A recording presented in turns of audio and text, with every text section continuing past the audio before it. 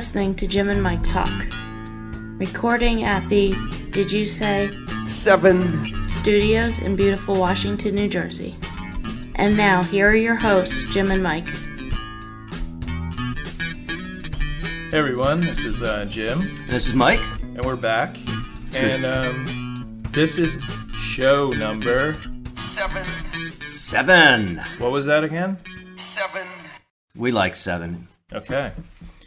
So we're going to start off with America's Top 10, 50 years ago.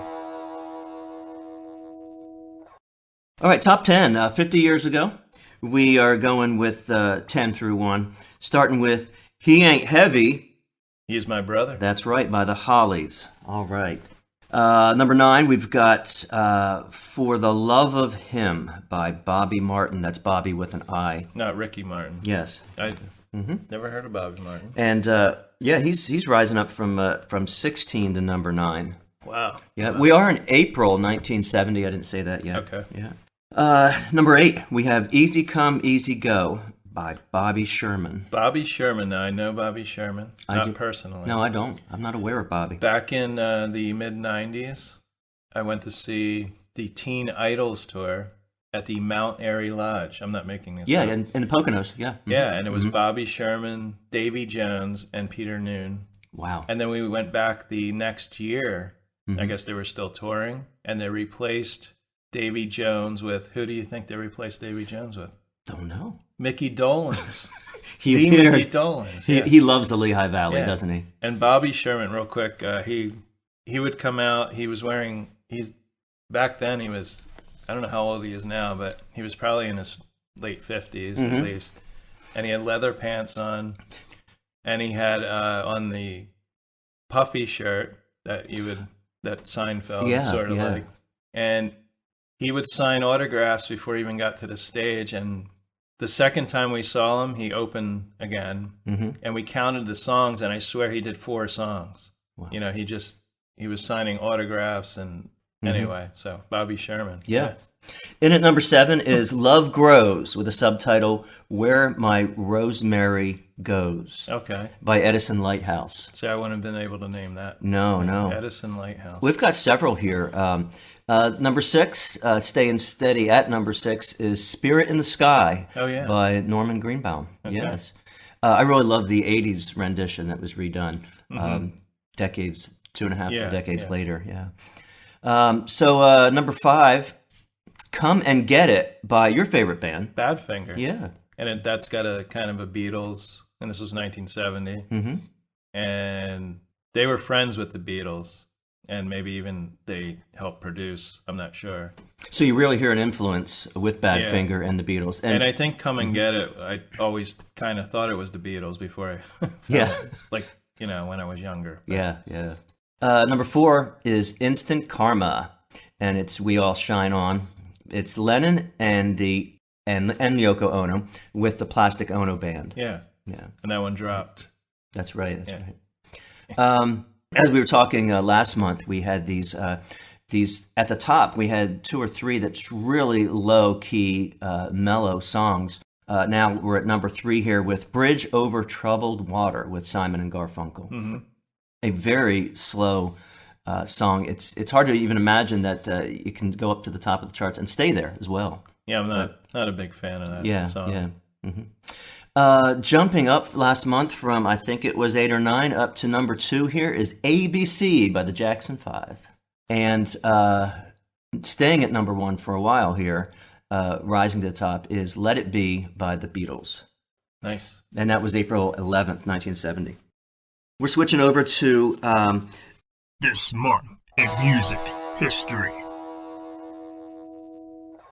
A short segment where we look at a couple things that happened this month, many years ago, in this month of April. I'm going to start off with way back. We got the 11th of April, 1956. Traveling from Amarillo to Nashville, the plane that Elvis Presley was flying in developed engine trouble and was forced to make an emergency landing. It was this incident that created a fear of flying for Elvis Presley. Yeah, he did not like flying after this one emergency landing. Thought it was going to be his last. And that was before he probably bought his own plane. Oh, well, there you go. which was called the Lisa Marie. Oh, there you Yeah, go. yeah. All right. What do you got, Jim? I got April 15th, 1967. Nancy Sinatra and Frank Sinatra started a 4-week run at #1 on the U.S. singles chart with Something Stupid, which is actually a good song. Oh, man, Something Stupid. And they became the only father and daughter act ever to score a #1 single. UB40 singer Ali Campbell covered the song in 1995 with his daughter Kibby. Mm-hmm. And Robbie Williams had a 2001 UK #1 with his version of the song featuring Nicole Kidman. I didn't even know she sang. No way. Yeah. Wow. Amazing. So what do you got Yeah. next? So I've got the 11th of April, 1977. So we're in the mid-70s here. Alice Cooper being at the peak of There, right? His There, because it's a band as well. Yes. Yeah. So Alice Cooper played to an audience of 40,000 in Sydney, Australia. It's the largest crowd to attend a rock concert in the country's history.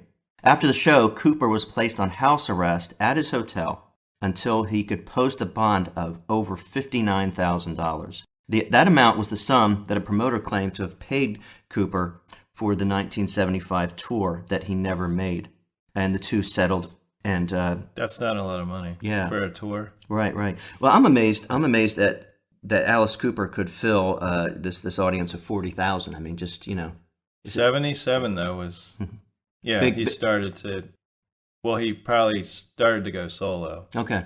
It was the Alice Cooper band. Okay, so this was Alice Cooper Alice by Cooper. himself then. Yeah, Yeah. right. Yeah. And management seems to be not handled so well. So I have April 15th, 1996. Milli Vanilli, Yeah. singer Rob Pilatus, was jailed for 90 days by a Los Angeles judge for 3 violent attacks and parole violation. Mm. So that's your month in music. Yeah.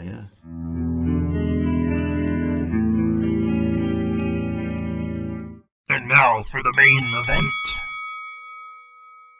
And this is Angels, Demons, and Flies. Going to delve a little deeper than we usually do. Yeah. Mm-hmm. And you're probably wondering what the fly part is, but we'll get to that. Yeah. Mike, you have a theory on the existence. Yeah, let's look at that first then, and then we're going to get into a book, right? Yeah. Okay. Let me start off for a little base here, and then getting into that. There's this thing that humans have been doing for like forever, and it is what we don't currently understand in our physical reality. We automatically attribute it to the spiritual realm or the supernatural, and we know that we all have an interest in supernatural to some degree or another. The term supernatural realm being above natural, above nature, outside of our physical realm. And when we make a discovery, we say, oh, well, that is something physical. It was just too small or too big for us to see it. Now, of course, if you get into astronomy, that would be too big for us to even see across the universe. But this has been going on for as long as humans have been humans. Mental illness is one example. People would think that things of the mind, things within the brain, that would be something that is spiritual or something that's behavioral, when actually it is chemicals in the brain. Yes. Yeah. So we're learning a lot about mental health, but we're not going to go that direction. The best example actually is the theory that was discovered in germ theory. And it's less than 200 years ago. And so this is the best example with Louis Pasteur, who pasteurization process is named after Louis Pasteur.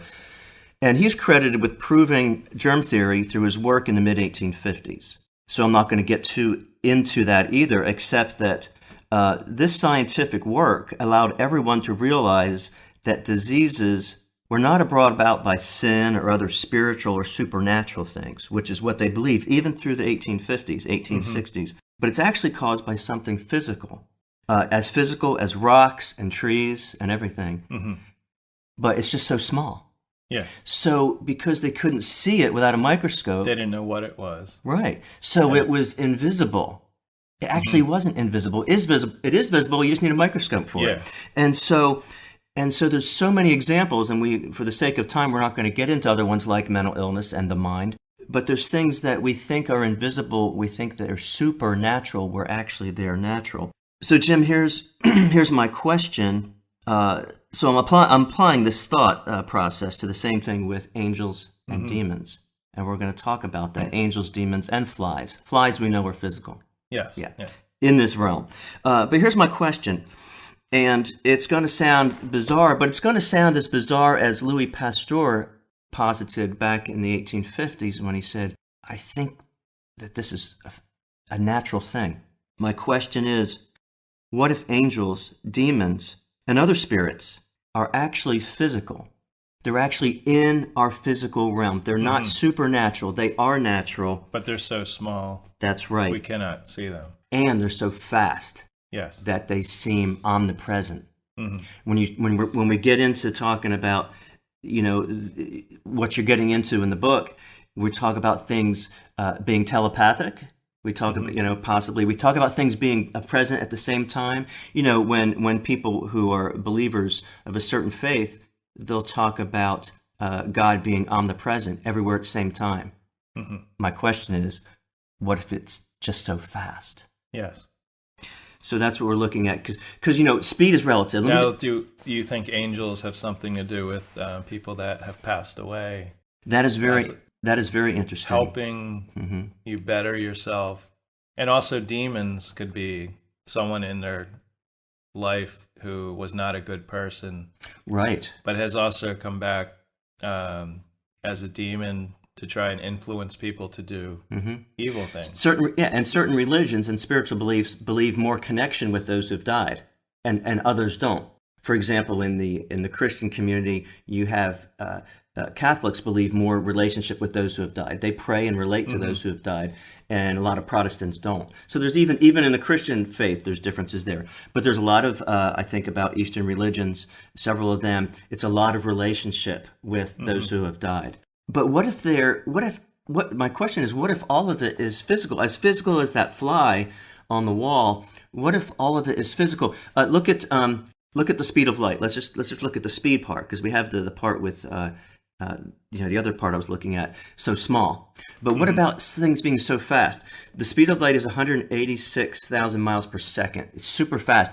It seems instant. When you turn on the light, when you look across at something as far as you can see, it looks immediate. Guess what? It's not immediate. Sunlight, as fast as 186,000 miles per second is, sunlight takes 8 to 9 minutes to get here. Yes. It's not immediate. Everybody thought light was immediate. It's not. Light, if you look at the universe, it's slow. Light is slow. It's 8 to 9 minutes for the sunlight to reach the earth. Yeah. 8 to 9 minutes. That's a long time. And so what if there's a place? What if there actually is a place where spirits dwell? Another great example. Is it called Horton Hears a Who? Yeah. Yeah. Yes. You have the elephant with the flower and the speck on the flower, and in that speck is an entire world. Yes. Yeah. And this is animated, and it's like a kid's story. Yeah, we always think of other planets, other life forms, maybe like us, like human beings, but what if they're so minuscule, they're actually here, there's other worlds. And it gives me the chills to think, like, what if we talk about the universe, then they're talking about the multiverse, which takes away the whole definition of universe, because universe means everything's one. But what if there's another universe, Yeah. What if there's places beyond places, and they're so far away? But what if you're 1,000,000 times the speed of light? Boom! It's like you're instant. It's omnipresent. It's called omnipresent. That's what spiritual beings can be. And so what if things are so small or so large, that's size, and what if things are so fast, I don't know about slow, but so fast that they seem instant?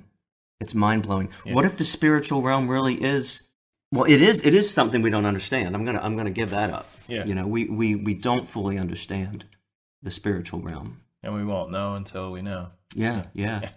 But we again, back to what I was looking at with Louis Pasteur is this is just 150 to 200 years ago.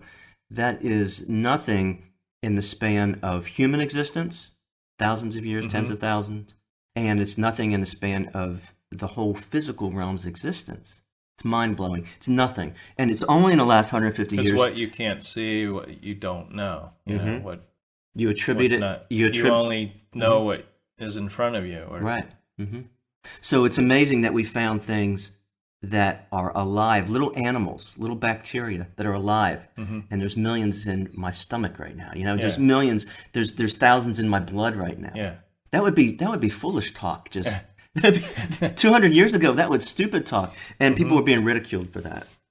And maybe they thought people that got disease and died young, they were sinners. They deserved it. Yeah. And there's writings that say they ask, "What did your father do that you that what did your father do that your brother died?" Yeah.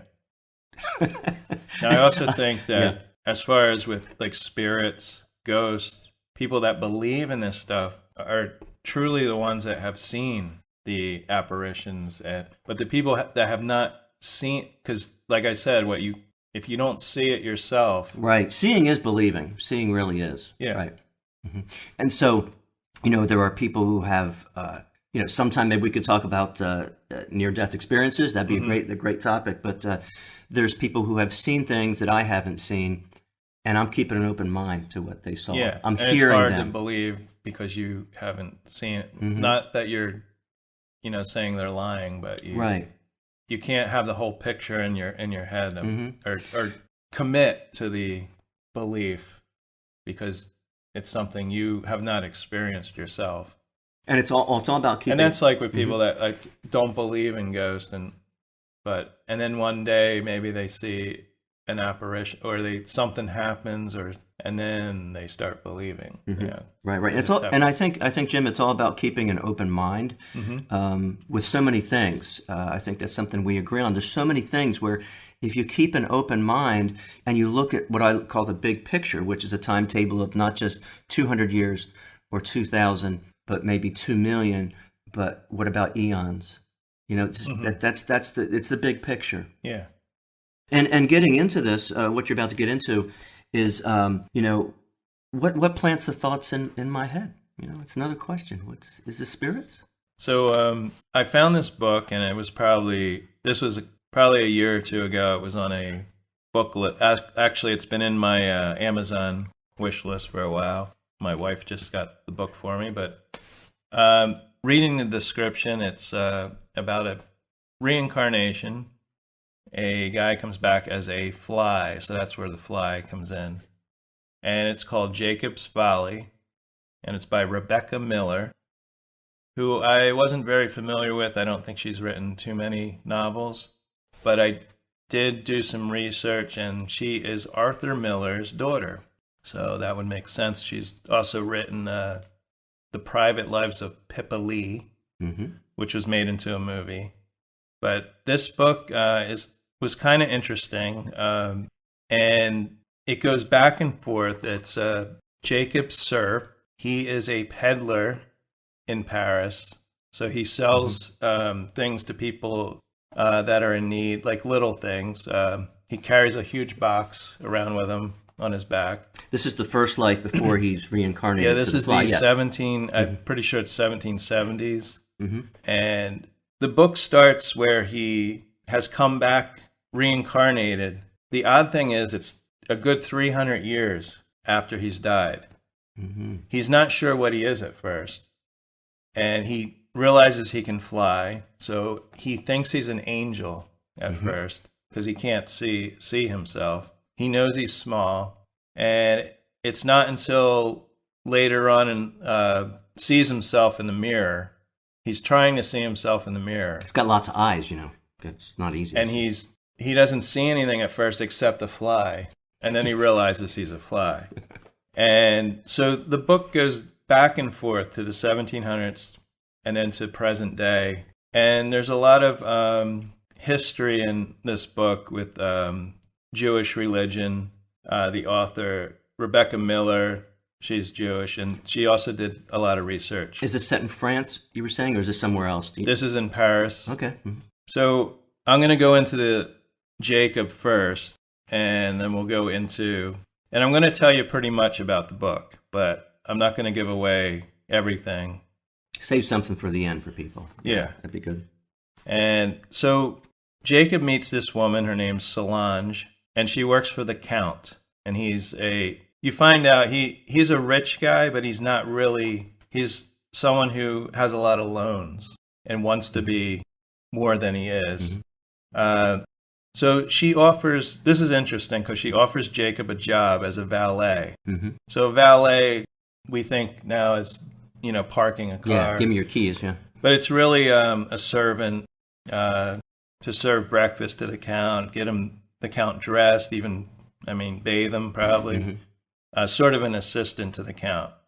His name is Monsieur le Comte, I'm going to say, C-O-M-T-E, Comte. So Jacob reluctantly takes the job because, when you have a job and that you fairly like your job, you start to become complacent, and I think he likes being a peddler, even though he's offered a lot of money, because he takes the job with the Count. And I had to figure this out. I'm not very familiar with money, French money, but I'm going to say it's a louvre. So he's paid 1 louvre, which is 24 livres. And I figured out it's approximately $24, and we're talking 1700s. This is a week. It would be around $768 a week. Today. So not great pay, a lot more than he was making as a peddler. But he quits about 5 weeks in, and he goes back to his life of peddling. There's some interesting things in this, some odd things in this book, because it starts out like nice, like 1700. You get the feel for what it was like in France, but the writing goes off the rails a little bit. Jacob becomes married to a girl. Her name's Hodel, and it's an arranged marriage. She's 14. Wow. But Hodel has a gas problem, and they go in. I don't know how to explain it. Gas as in petrol, or no, on the toilet. So I'm going to read from... read a segment of that. Yeah. If I can find it real quick here. What was Hodel's nickname? Did she have a nickname? I don't know what her full name was. Okay. Actually, let me go back to the... An earlier segment. Is this let's back. This is the very first paragraph, and then we'll get to that other script. Because this is what I'm talking about. The writing is really, really intricate. I don't know how to explain it. Yeah. And then I was kind of shocked by the talking about bowel movements. Yeah, bodily fluids. It went the other way. But this is interesting because just a side note. Back then, up until just about 100 years ago, it was okay to talk about bodily fluids and everything, about urine and feces and everything. Oh, okay. It was actually all right. So it's kind of interesting that it would be thrown into the 1700s. So this is the first paragraph. I, the being in question, having spent nearly 300 years lost as a pomegranate pip in a lake of aspic, now I'm going to mess up some words here, but amnesiac, bodiless, and comatose, a nugget of spirit but nothing else, found myself quickening, gaining form, weight, and finally consciousness. That's one sentence. Wow, is this the first line? Yeah. Okay. I did not remember dying, so my first thoughts were confused and a little desperate. Wow. And then he realizes, like I said, he can fly. Could I be an angel? Missing for those hundreds of years, knowing that he was just comatose. Right. So here we go. This is after he marries Hodel. After a few weeks of marriage, Hodel began to have attacks of an explosive intestinal nature. Explosive. Mornings were spent almost entirely in the latrine. Her gas smelled like rotten meat. She lost weight, and so on. At night, I bundled myself up at my side of the bed and shut my eyes, conjuring delights of the flesh with plump, healthy women I had seen on the streets and trying to ignore my wife's toxic night flatulence. So that threw me off. Yeah. Because it starts out as a nice, eloquent, Yeah. book, and so. Oh, it's getting real. It's getting real there. Then. Yeah. And so he marries Hodel, and then later on, we find out his cousin Gimple. He helps Jacob with the peddling. Mm-hmm. In the book, it mentions about there's only so many Jews allowed in Paris at a time. That's interesting. And then this is from page 85. It's true what he said, Gimple said, looking over at me. You don't look like a Jew, you look like a Frenchman. That's the problem with the Jews in Paris. They all want to be French.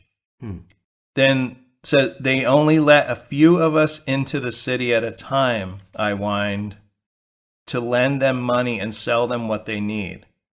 So I don't know how...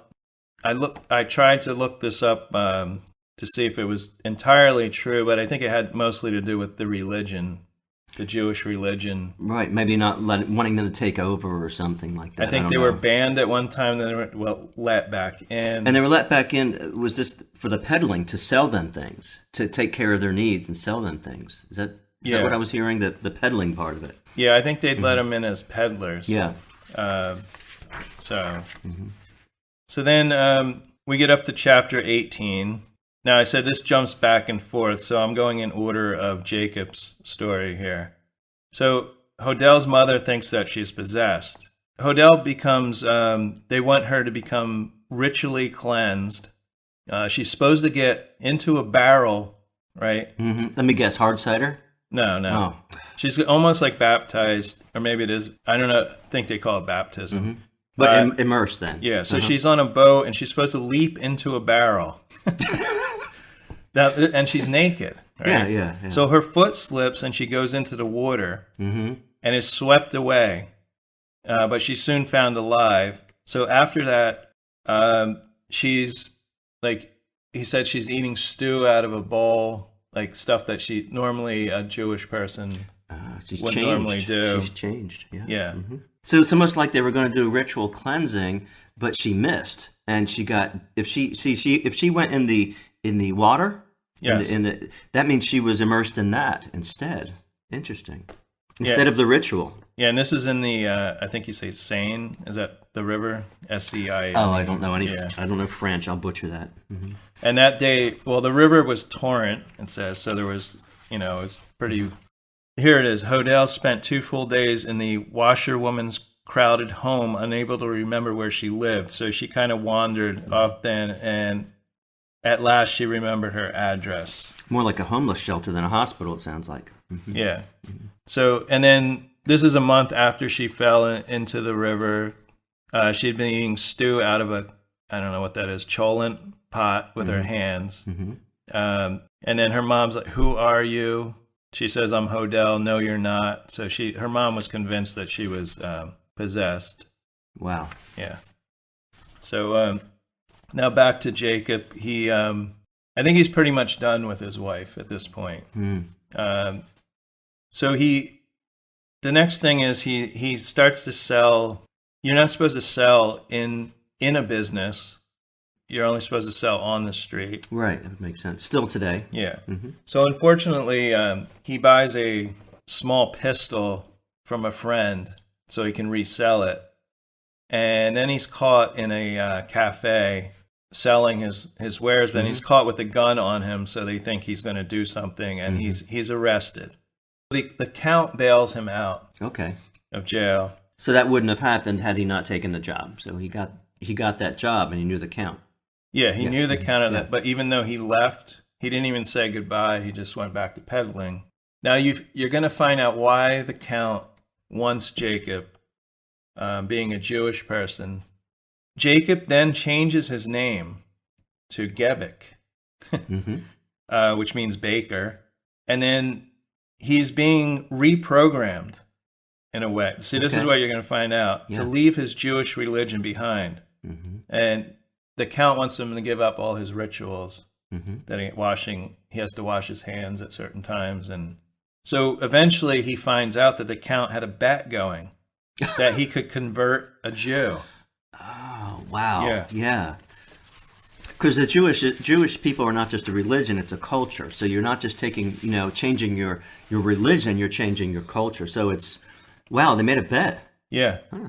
And the Count says, I suppose I wanted to know if it was possible to wash a Jew clean of his Jewishness. So to make him simply a man. It's a debate that's all the rage. What to do about the Jews.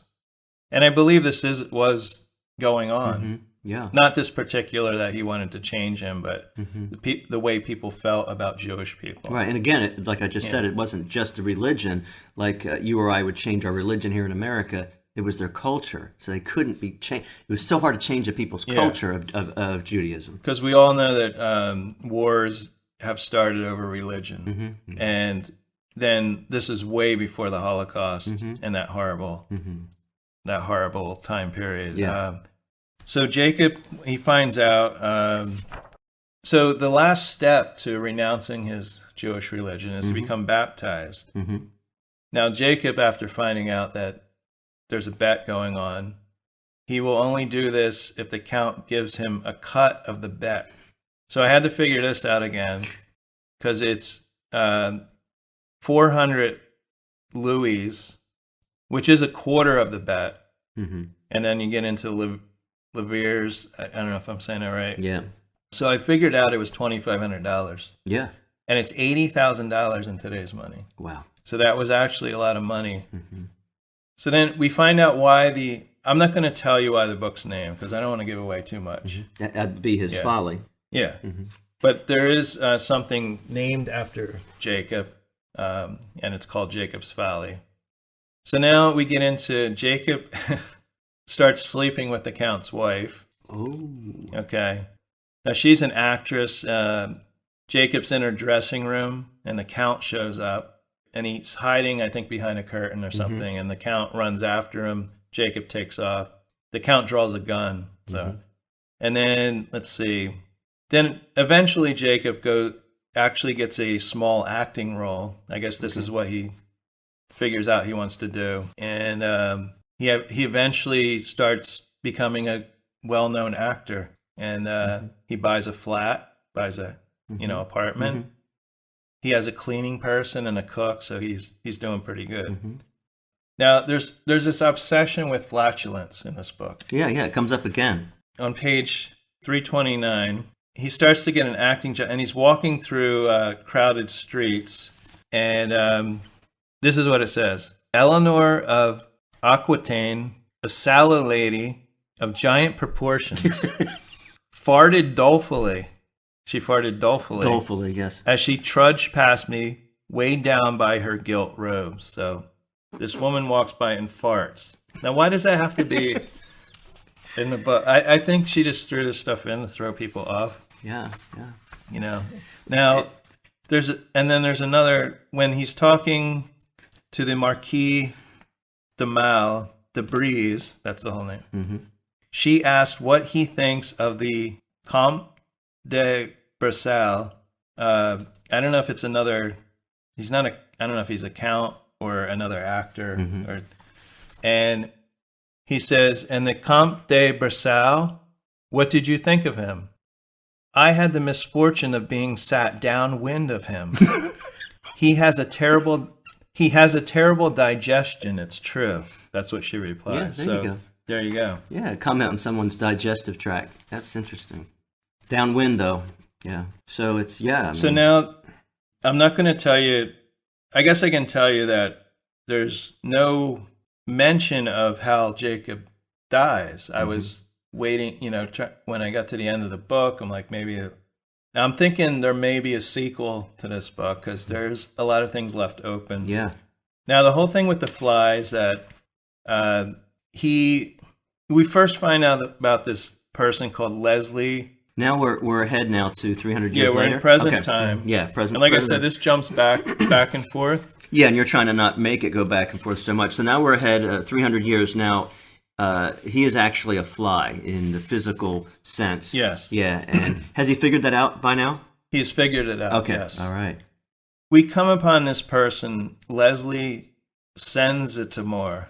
That's the best I can say.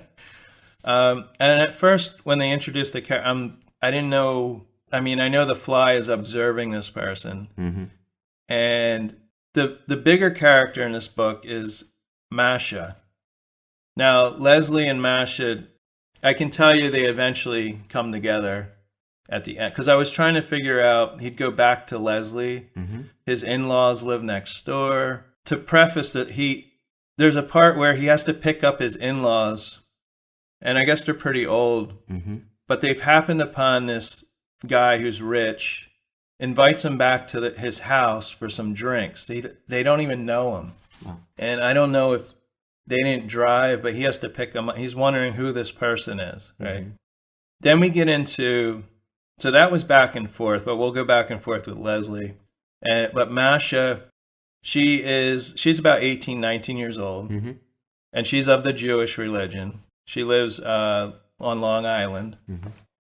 Jacob, he's mesmerized by Masha because he was of the Jewish religion. I think he sees himself in her, sort of, because she has dreams of being an actress. Now, her family would never allow this, but the fly starts putting, this is the whole thing, the fly can put ideas Okay, so in the character. So Jacob is a fly, a small physical, like housefly, physical character. Yeah. So he's able to go a lot of places. Yes. Yeah. And so now he's able to put thoughts into Masha's head. Yes. Wow. He can transmit his, and she thinks they're her. You would never think that. That's where it comes into the, like, I'm thinking with angels, if they do exist. Are there angels that put thoughts? They would put good thoughts in your head, or maybe thoughts that maybe give you a little push, and this is what it does, because otherwise Masha would not pursue what she really wants to do. Right, and bringing this to present day theology, there's a lot of people who say, I heard from God. God told me that. Yes. Or the spirits of my ancestors revealed that to me. You'd hear that. Yeah. So this is what we're talking about. Where did this come from?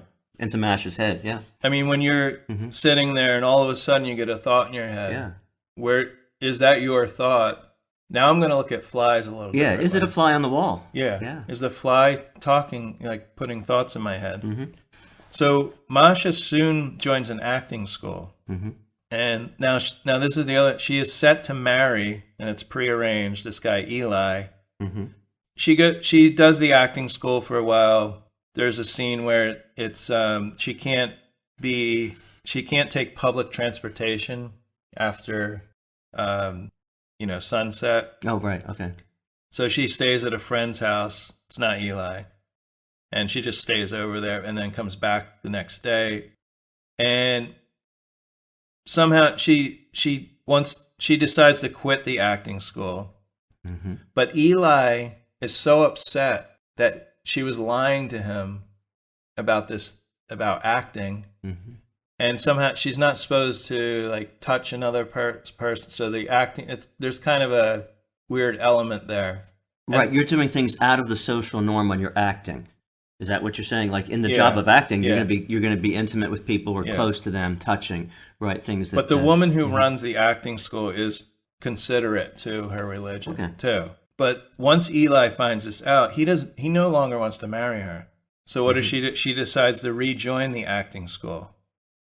After Jacob convinces her to go back, the fly convinces her to go back because she owed some money, and she got an offer from a person who was friends with the woman who owns the acting school, an old friend, and he runs a management company. He offers her and her friend in the acting, Shelley, an apartment. Now this offer has been on the table, and then when she decides she was quitting, but it's still on the table, so she eventually moves into the apartment. Now this is the thing, Masha, because she was so immersed in her religion, there's certain things that she's never done. She's never worn jeans. Shelley takes her shopping.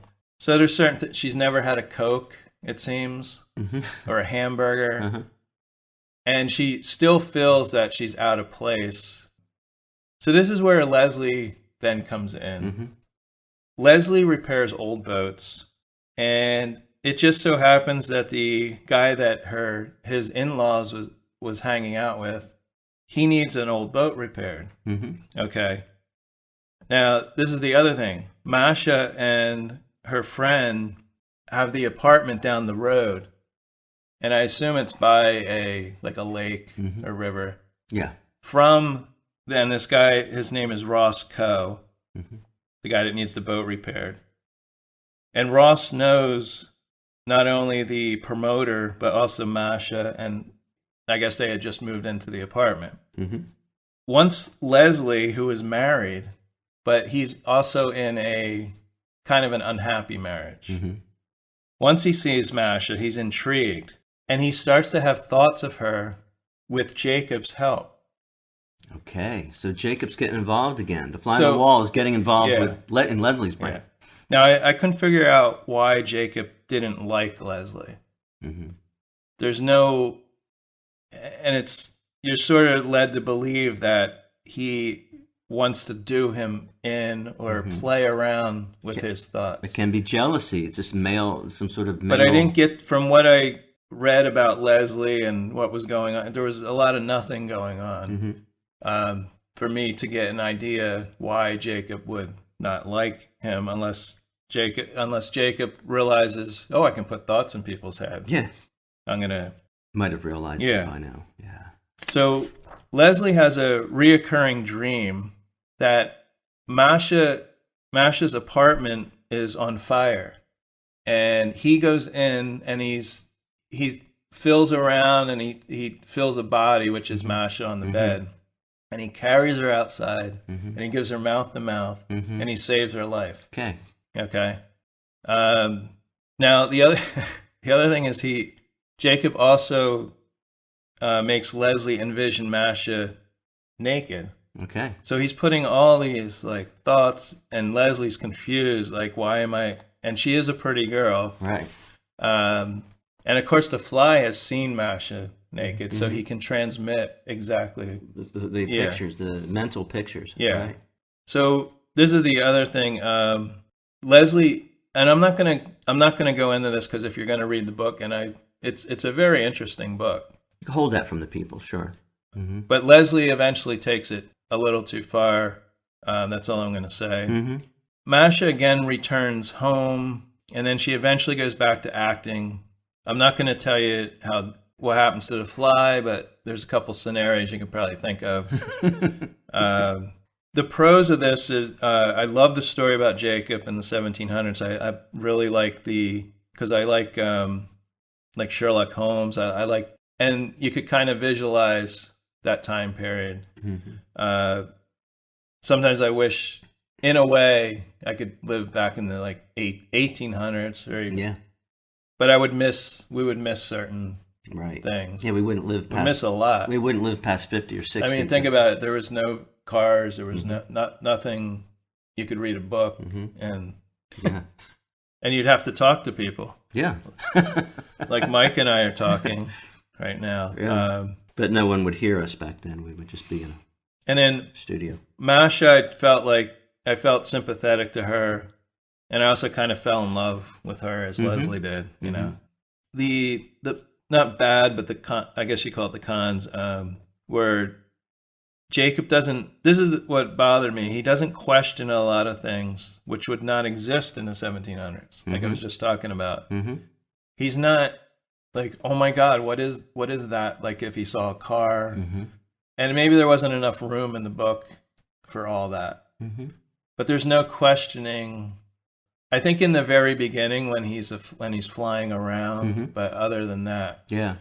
But maybe we didn't have to go into Right, and Yeah. so it leaves it open on that topic, Jim. It leaves it open with if he wasn't questioning all that, he's seen it somehow, and again that the movement, the quick movement across time. Time is another plane that we didn't talk about so much as speed and size.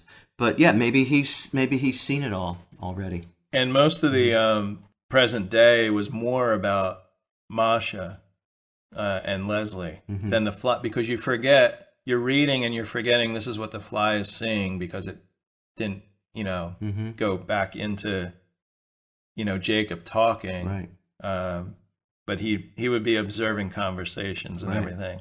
And then I kind of felt that Leslie was forced to meet the two together. Somehow. I mean, it did link up together, but it was kind of confusing, this other character, like where he fit in until the end. But it's a story, it's a fictional story. There wasn't really any true ending to the story, so that's why I think maybe there'll be another one. I don't know. It sounds like it leaves it open to a sequel. Because Jacob, where we left Jacob, he was, very well-to-do actor, and I don't know when. It didn't really tell you when how old he was when he died. So you could add another 20 years in there. You can develop the Masha character, where it leads her, because at the end, towards the end, I can tell she kind of gets a movie role, so that's where it's going. She's kind of she's left her religion totally behind. That's what she wants to do, and maybe she becomes very successful. I don't know. I don't know where it goes. What I really like about the book is that it's the fly on the wall perspective, but what you have is a human spirit within the fly and one with telepathic the abilities. telepathic is but it's not just the fly. With reincarnation, it is a spirit. Within the fly. And he remembers, supposedly, like 300 years ago, his entire life. How about good memory, huh? It's reincarnation's one of those things too, where it's like maybe it's true, but you don't know until, like I said, until you know. It's a great unknown. But do you know when someone's say they're reincarnated? Do you remember parts of your past life? And some people do claim that. Yeah. Yeah. Like Shirley MacLaine. Yeah. So this again was Jacob's Folly, and you can get it on Amazon or wherever. And Rebecca Miller is her name.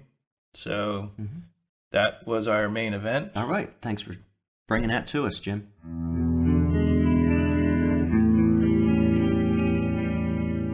All right. Now we're getting into our last segment here of the show. Music to music. Close but no cigar. Where we're comparing two songs. I'm going to compare two songs with a similar theme or idea. Maybe something in the title, maybe a similar word in the title. And then, Jim, you can hit your two after this. I like to usually go chronologically, but I'm not going to go chronological. I'm going to make it backwards here. I'm going to compare I'll Kill You by Summer Walker with I Would Die For You by Prince Rogers Nelson. So starting out with I'll Kill You, and it also features Jhené Aiko, and I have no idea who that is. Okay. She's featured somehow. So those are two I would think. Yeah. Well, you've got it's two opposite, but the theme is typically it's I would die for you, I love you so much, and we're going to get into that with Prince, but I was intrigued by I'll Kill You. So anyway, she's singing away here. She's doing in a genre that is very much popular today. She's saying she's stingy. She's saying I'll go to jail for you. I'll go to hell for you. She says you better tell them hoes to fall in line. Don't put up a fight. I want you for life. And then she says don't have me looking foolish. Don't have me looking stupid. She doesn't say who she would kill. At first you think it's the hoes she would kill. But ultimately what she's saying is, if you don't want me, I'm going to kill you. So this is a woman. Yes, it's a woman. Yeah, this is Summer, okay. Summer Walker. Okay. Yeah. So it's not just that I would kill for you, but if you don't want me, towards the end you get, if you don't want me, I'm going to kill you. Yeah. So let's switch over to I Would Die For You. And this, of course, is from Purple Rain in 1984. And I have heard this song so many times, and it wasn't until days ago when I started reading the lyrics, because I thought it was just Prince singing you're a beautiful woman or you're a beautiful person, and I would die for you. Well, there's nothing in the song that says that. In fact, it says, I'm not a woman, I'm not a man. I am something that you'll never understand. And then later it says, and if you're evil, I'll forgive you. Okay, it's pretty amazing. I'm not your lover. I'm not your friend. I'm your Messiah, and here's the reason why, because I would die for you. And I'm still looking on in the song, I'll be your fire when you're cold, make you happy when you're sad, make you good when you are bad. I'm not a human. So again, he's saying, I'm not a man, I'm not your lover, I'm not a woman, Maybe I'm not a human. Maybe he's more a mentor. Yeah, I'm not a human. Uh-huh. I'm a dove. I am your conscience, I am love. And this is the clincher here, you might be a stalker. Okay, you can, it could be, but it's just amazing. Like he's hiding in the shadows. Yeah, all I really need to know is that you believe. So this whole song with Prince and from Purple Rain, which I've watched, he's the only man who can make love with his clothes on. You know that? Yeah. Yeah. So I've seen that in Purple Rain with my own eyes, so I believe.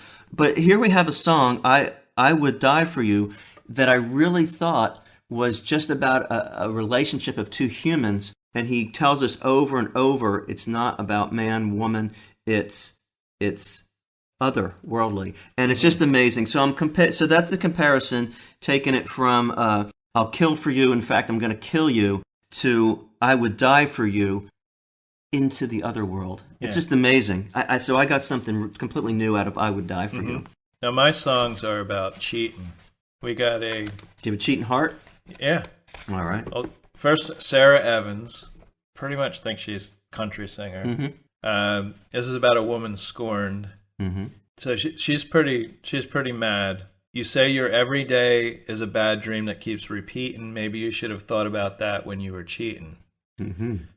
And then she talks about, how do you like that furnished room, the bed, the chair, the table, the TV picture comes and goes. Too bad you don't have cable. So this is a woman who threw out a guy and left him with nothing. I think it might be a guy who had to get his own place. Mm-hmm. How do you like that paper plate and those pork and beans you're eating? And then maybe you should have thought about that when you were cheating. How do you like that beat up car? I think it's fair we traded.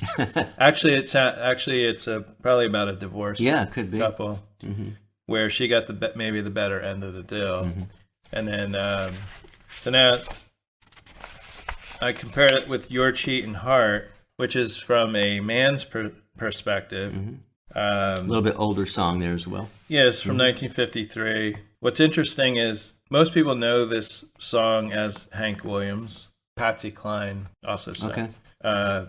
So Hank Williams died before this was released. Did not know that. Wow. So until you look back, you think, wow, that was like his biggest hit. He had success. He didn't know. He didn't get to see it. Yeah. He recorded this in September 1952, and he died in January 1st, New Year's Day, 1953, and it was released January 23rd.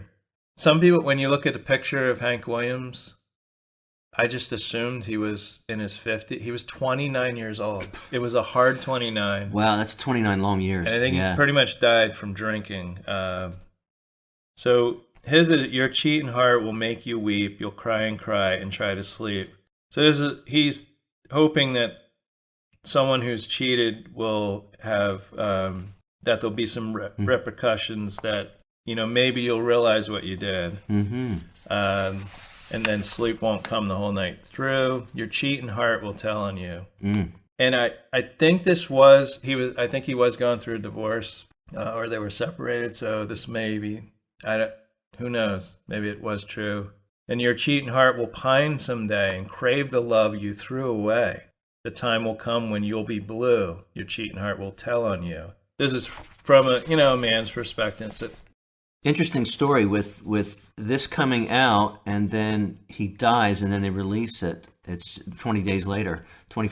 It's just that's amazing, because you just see it and you figure he's singing that song, maybe playing in venues singing that song, and it wasn't happening.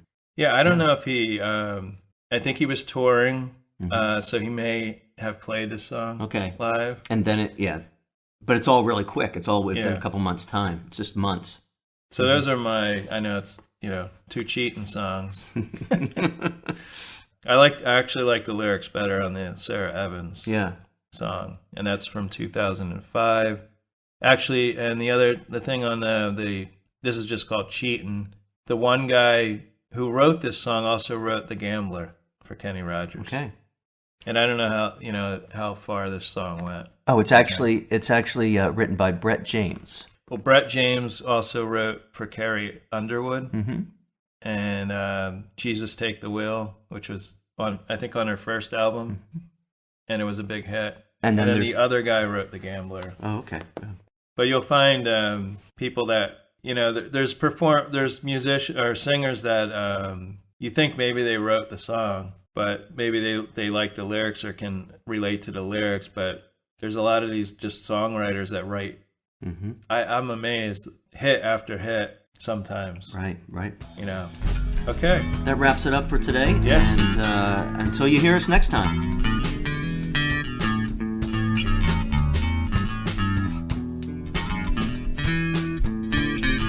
Today's show was produced and edited by Jim Thatcher and Mike Rush. You can find Jim and Mike Talk on iTunes, Spotify, iHeart Radio, Stitcher, and their host site, Podbean. Intro and exit music by the band 99%.